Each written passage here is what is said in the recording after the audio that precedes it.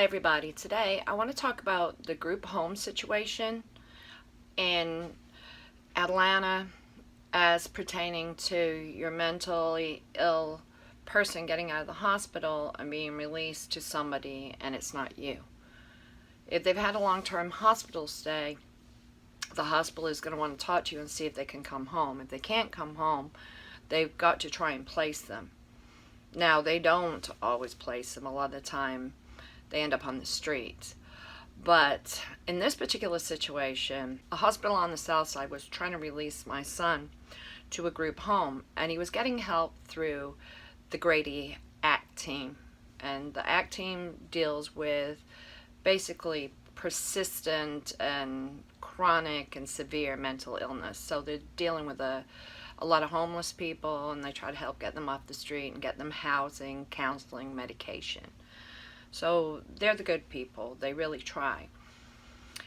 So Corey's counselor found a place for him. There were several that she asked me about. She found a place. You do have to have money. So if you're on disability, it's going to cost money.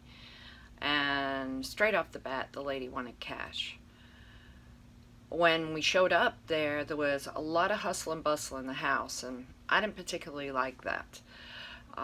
But she assured me that they had a program during the daytime. They had a cook that would cook 3 meals a day. They provided food, and there was 2 people per room, which I don't like. It's bad enough for an average person to be sharing a really tiny room with somebody else, but it can interrupt their sleep, particularly with mental illness. My son's specific mental illness is schizoaffective disorder, which is part schizophrenia, the hallucinations, delusions, and then combined with bipolar, which is the manic type for him mostly. So this will apply to any of your loved ones that have bipolar, schizophrenia, schizoaffective disorder. So putting him in this situation, I was a little uncomfortable about it, but I was assured that the lady actually worked for another ACT team and she knew what she was doing. So in the beginning, it seemed okay, but he being my son, really seemed kind of off. He didn't have restless leg syndrome to where it was really bothering him, but he was dancing side to side like this when he would talk to you. That's not normal for him. That indicated to me that he was manic, and I did bring this up to the lady. She said she'd handle it, and she did. She ran him around to try and pick up his medication and really coordinated things with the other ACT team. So in the beginning, it seemed very, very helpful. As time went on, he started to tell me that there weren't 3 meals a day. The cook wasn't showing up. Sometimes it was 2, not necessarily 3, and they hadn't given him a key to the house, so if he left, he couldn't get back in. On top of the fact, with him giving his cash to them, he barely had any money left, because they charge a lot. So say your disability is like $750 to $800 a month, and they're taking $600 to $650 of it. And if they have food stamps, we're taking their food stamps too. It leaves very little money for anything else, like transportation. So things were progressively getting worse for him. He'd come home and didn't have a key, and it was difficult for him to get in. He'd have to sit outside, so he would just kind of take off in the streets, because this supposed program that was supposed to be provided was provided by Medicaid. And if you didn't have Medicaid, then you can't go. And the program is not at the house. He would have been sitting at the house all day by himself because the other residents of that house were off at this program. So he started to kind of take off to entertain himself. Then he decided that he wanted to get a job even though he had disability. But that's understandable because he had no money. They were taking it all. And he went to Walmart and interviewed at Walmart, and his interview included rapping and being very animated and throwing something at a wall, and everything fell off the wall. It was pretty obvious that he wasn't together. So he thought he got the interview, but obviously in actual fact, he didn't get the interview. So after this, I started to get phone calls from the caretaker, And again, it's the same thing. She wasn't there all day. She actually had another job. She's taking all their money. They're not getting 3 meals a day. The cook actually took some of Corey's money, and turns out that she was a drug addict that was living there. So she eventually got fired, and he never got his money back. So he's sitting here with no money, no program, in not a very good situation at all. So he's getting worse and worse and worse. His medication isn't working. This whole thing isn't working out, and the caretaker tried to have him 1013, have the police come over. And he was still smart enough to say, I'm not trying to hurt myself, and I'm not trying to hurt anybody else, so no, you're not going to 1013 me. I've paid money to stay here, and I'm going to stay here. And he kept calling me and complaining to me. So I would bring him things over. And the last time I showed up over there, he was in such a state, he kept saying, they're after me, they're after me, they're after me.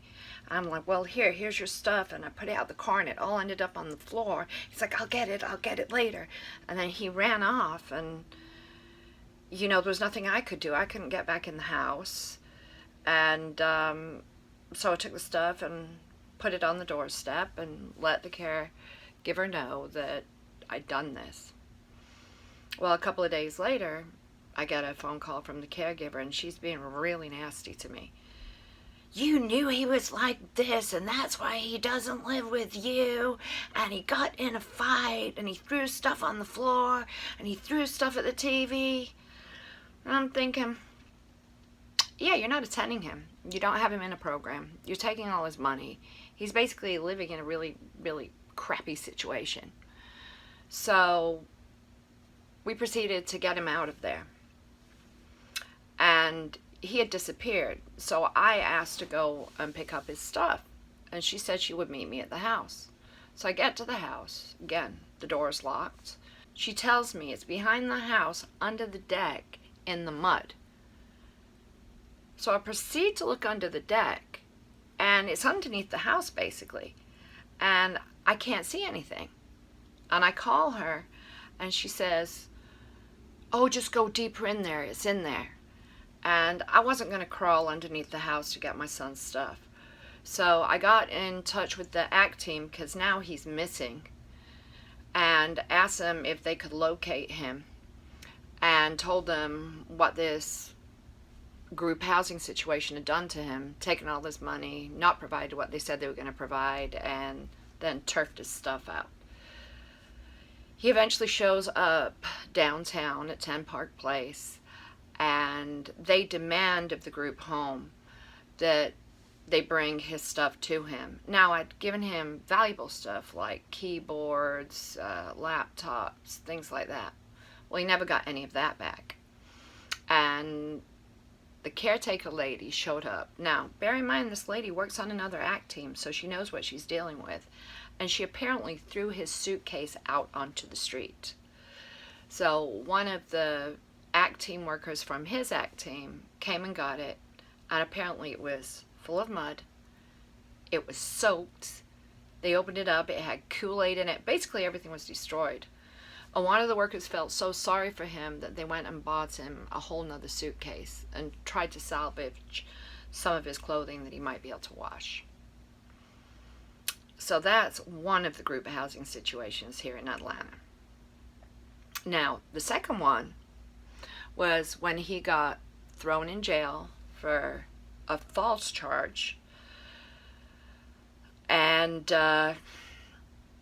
got released to a group home program from the jail. Now, this situation was a little bit better, and I was able to communicate with the owner. But again, they're taking most of their money. They got 2 people to a room. They were not providing food, and they didn't pretend to provide food. So if anybody bought food, or I brought Corey food, half the time it would get eaten by other people. But the big thing with this program was, it was what we called the bed bug program. They had bed bugs, and he was getting eaten alive at night by the bed bugs. And again, these programs that they're supposed to be going to, they weren't being sent to.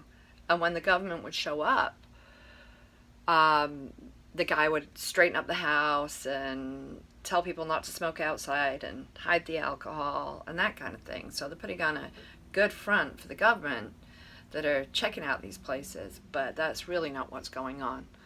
So I started to ask the guy, could I bring my son back with me, during the day?